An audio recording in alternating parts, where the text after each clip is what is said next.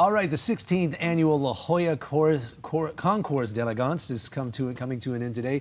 This year's event features more than 150 luxury cars and motorcycles on display. And joining us now to talk about the event, how you can get out and attend, is co-chair G. Michael Dorvier. Did I pronounce that right, Michael? You're 3 for 3, Jason. That's pretty good. All right, I'll take that. So it looks like you got a good crowd showing up there. Oh, it's awesome. I'm expecting we're going to have record crowds this year. It's not even, well, I don't even know what time it is. It's got to be sometime after 10.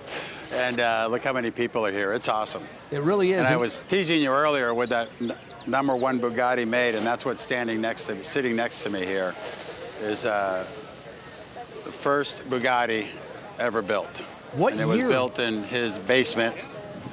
This is a 1908. It's called a Type 10 Le Petit Persang. And he built that in his basement? With the idea of making it small enough to get it out the door. It didn't fit, so he had to take it apart and rebuild it outside. Have you checked the odometer, see how many miles are on it? No, but look at the engine. Did you see did you notice the top of the engine? Oh, wow, I'm looking right now. What's noteworthy there? Yeah, just the way it's all open, and the springs you see here, and the valve covers, and just the design, the fact that it's all brass as well. I mean, it's amazing, and how small it is. You could pick that up with one hand, probably. And that's all original, isn't it? This is 100% original. That is amazing. Who is the, and you mentioned the owner that's the first one. He also owns the last one? He also owns the last one ever made. It's the Lion family collection in Coto de Caza, California. And they've got an amazing collection of cars. And you can see it's supposed to be a 2-seater. I don't know what 2 people would fit in this car, but it does have 2 places in it. Wow.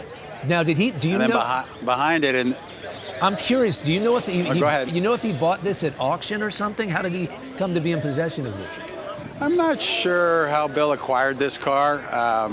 He's owned most of his cars for decades. He's been buying cars. He's probably got 40 cars or so in his collection. Wow. And he's owned them for decades. So I'm not quite sure how he came about getting this one. But that's what a lot of collectors do. If I got the first one, then I must have the last one, right? So they spend a lot of time focusing on building their collections. He has quite a few Bugattis. A lot of time and money, too. A lot of time and money. And behind me here these are really our race cars. These are, I mean, Bugattis were originally built to be race cars. So these are, you look at all the leather straps on the bottom here that hold the hood down. Yeah. It's just a detail, and all the wires exposed on the exterior. That's amazing. And so, yeah, are these cars that were actually raced, the ones we're looking at now? Yes, some were. Well, probably most of them were, yeah, absolutely. And I'd imagine a lot of these, because of the significance of this show, I'd imagine there are a bunch of these cars that have been shipped from overseas just for the purpose of being at this show.